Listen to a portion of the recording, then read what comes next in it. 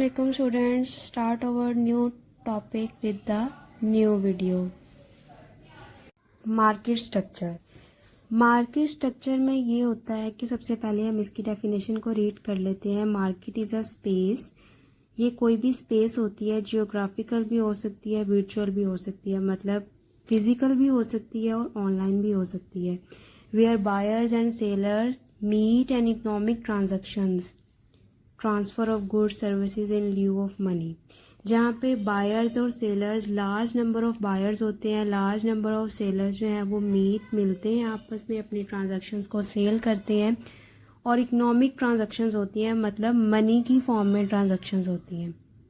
अक्सर लोग ये सोचते हैं, उनका माइंड कॉन्सेप्ट ऐसा होता है कि मार्केट जो है वो सिर्फ एक शॉप होती है, या वहाँ बहुत अच्छे अच्छे शोरूम्स होते हैं, या वहाँ पे बहुत ज़्यादा जो है वो अच्छा मतलब इन्वायरमेंट होता है। तो मार्केट जो है वो बिल्कुल भी ये नहीं होता जो हमारा कॉन्सेप्ट होता है। ये एक डायरेक्ट कनेक्शन होता है, और ये डायरेक्ट कनेक्शन जो है ये बायर्स और सेलर के बिटवीन होता है, और ये फ्री ऑफ कॉस्ट होता है।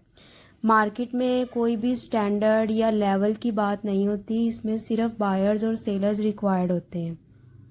एक्चुअली में ये एक डायरेक्ट कनेक्शन होता है बिटवीन बायर्स एंड सेलर। और अगर हम फिज़िकल की बात करते हैं तो जिस तरह हमारे यहाँ स्टोर्स हैं, अल्फता है, एसबी है। और अगर हम वर्चुअल की बात करते हैं तो ऑनलाइन जो हम शॉपिंग करते हैं अमेज़ॉन से, अलीबाबा से, तो ये सब चीज़ें जो हैं ये बायर्स और सेलर आपस में कनेक्ट हो रहे हैं। यहाँ पे कोई ऐसा सिस्टम नहीं है कि जो यहाँ पे शॉप्स हों या कुछ भी हो, सिर्फ बायर्स और सेलर की आपस में जो मीटिंग है, जो उनका इकोनॉमिक ट्रांजैक्शंस है, उसको हम मार्केट कहते हैं। और मार्केट जो है वो सिर्फ दो चीज़ों पे बेस करती है, डिमांड और सप्लाई जो है ये इसकी बेसिक टर्म है। ये बोथ थिंग्स जो हैं ये एवरीथिंग कंट्रोल कर रही हैं। सो मार्केट का कॉन्सेप्ट अब आप लोगों के माइंड में क्लियर हो गया होगा कि it may be any place, और इसकी बेस जो है वो डिमांड एंड सप्लाई है। नेक्स्ट मार्केट स्ट्रक्चर की बेसिस आ जाती हैं, जिसमें हम इन चारों चीज़ों को डिस्कस करेंगे। परफेक्ट कंपटीशन को हम रीड कर लेते हैं। होमोजीनियस प्रोडक्ट होती हैं इसमें, identical, so no consumer preferences, salt, wheat and coal etcetera, large number of buyers and sellers हैं, no individual seller can influence price and output, free entry and exist to industry है। इसमें large perfect competition में हमारे पास large number of buyers and seller होते हैं, और ये लोग आइडेंटिकल प्रोडक्ट्स ही सेल कर रहे होते हैं। ठीक है, ये आइडेंटिकल प्रोडक्ट्स ही सेल कर रहे होते हैं। इसमें प्राइस टेकर ये लोग होते हैं, मतलब ये एक मार्केट की तरह डील कर रहे होते हैं, जिसमें प्राइस टेकर जो है वो पीछे से जो प्राइस आ रही होती है वो इन सब ने वही प्राइस को अंडरटेक करना होता है। फिर इनके पास परफेक्ट नॉलेज होता है, दोनों के पास, जो प्रोडक्ट लेने आ रहा है या जो प्रोडक्ट सेल कर रहा है, मीन्स के बायर्स एंड सेलर के पास, दोनों के पास प्रोडक्ट के बारे में परफेक्ट नॉलेज होता है। और free entry and access to industry है, मतलब इनको कोई भी रुकावट नहीं होती है, इनको कोई भी हेजिटेशन फील नहीं होती, ये लोग अपना जब चाहे काम कर सकते हैं, और फ्री एंट्री एंड एग्जिस्ट है इनके पास। नो बैरियर्स हैं, कोई भी रुकावट नहीं होती इनके काम में। और ये जो चीज़ें होती हैं परफेक्ट कंपटीशन में, जिस तरह आम स्टोर्स में होती हैं, आप अपने गली मोहल्लों में ही लगा लें, इसमें क्या होता है कि हर जगह पे स्टोर्स हैं, तो ये लोग क्या हैं, ये परफेक्ट कंपटीशन है, क्योंकि इसमें कोई भी इनको बैरियर नहीं है, कोई भी रुकावट नहीं है, और ये होमोजीनियस प्रोडक्ट सेल कर रहे हैं। अगर एक स्टोर वाले के पास केचप है तो दूसरे वाले के पास भी केचप होगी, अगर एक के पास सॉल्ट है तो दूसरे वाले के पास भी सॉल्ट है। तो होमोजीनियस प्रोडक्ट हैं, लार्ज नंबर ऑफ सेलर्स हैं, so exactly large number of buyers भी हैं। इसी तरह इसमें एक इम्परफेक्ट कंपटीशन भी होता है, कि इम्परफेक्ट कंपटीशन वो होता है जिसमें हम इन सब चीज़ों को जो हमने पढ़ लिया है वो हम लोग मेट ना कर सकें, मतलब इनकी जो कंडीशंस हमने अभी रीड आउट की हैं वो हम लोग मेट ना करें, उस तक ना पहुँचें। If any of that conditions are not met, तो हम लोग क्या कहेंगे इसको, कि ये इम्परफेक्ट कंपटीशन है। Then the market is not perfect competition, that means it imperfect competition. Second part is monopoly. Monopoly में ये होता है entry and exist buyer, huge investment, licence, regulation, complex technologies, economics of scale.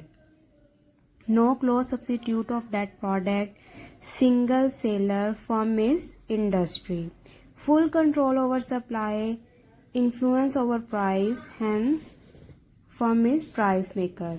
इसमें ये होता है कि इसमें बहुत ज़्यादा जो है वो कंपटीशन नहीं होता, बल्कि कंपटीशन नो कंपटीशन होता है, और जो एक ही बायर होता है और उसके बहुत ज़्यादा सेलर होते हैं, और इसमें जो मोनोपलिस्ट होते हैं ये कुछ यूनिक करने की कोशिश करते हैं, इसीलिए इसमें सिंगल बायर होता है।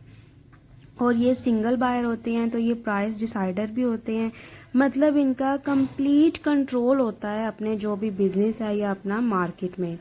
फॉर एग्जांपल अगर एक टूथपेस्ट की एग्जांपल लेते हैं कि टूथपेस्ट के कई ब्रांड हैं, लेकिन उसमें कोई ऐसी कोई यूनिक फ्लेवर या कोई यूनिक टेस्ट या कोई बहुत अच्छा चेंज आ जाए जो वो और किसी में ना हो, सिर्फ उसी में हो, तो ये मोनोपलिस्ट की एग्जांपल बन जाएगी।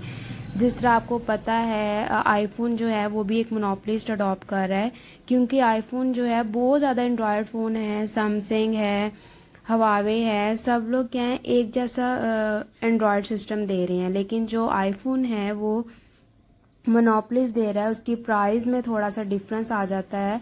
मतलब उन्होंने अपने आप को ऐसा मेंटेन किया हुआ है कि वो मोनोपलिस्ट अडॉप्ट कर रहे हैं।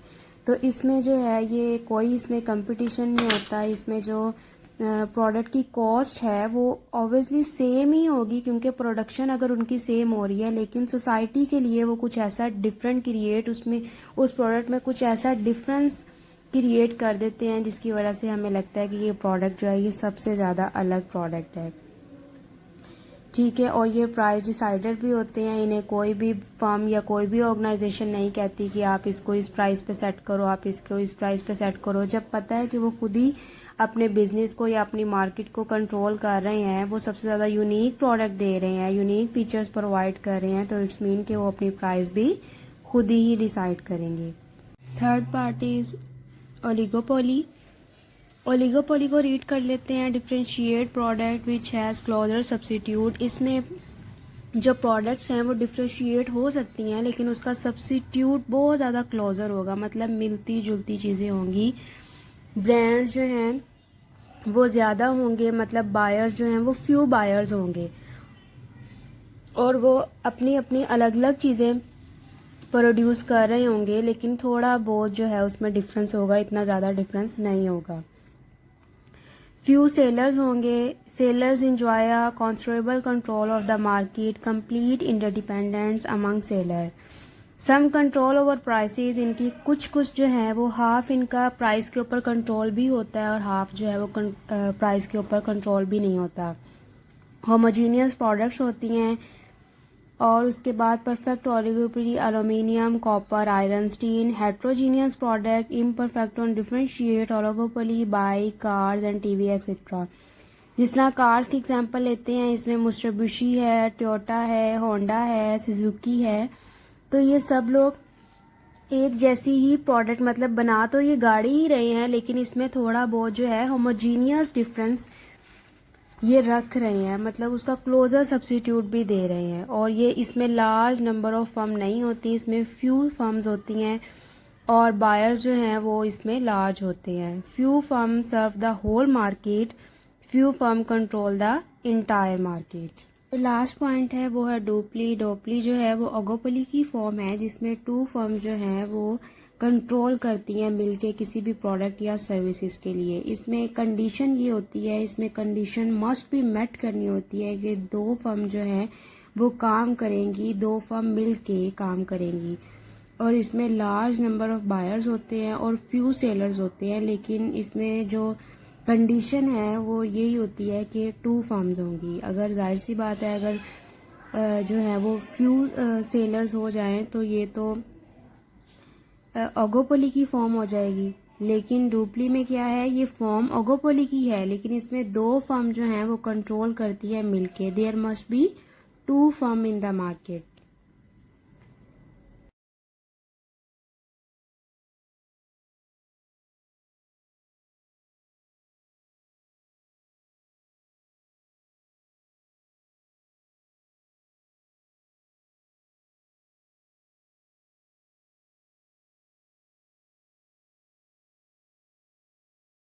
और लास्ट पे ये इन सब का डिफरेंस है। जितने भी मैंने पॉइंट्स आपके साथ डिस्कस किए हैं आप इसको रीड आउट कर लें। मिलते हैं इंशाल्लाह नेक्स्ट वीडियो में।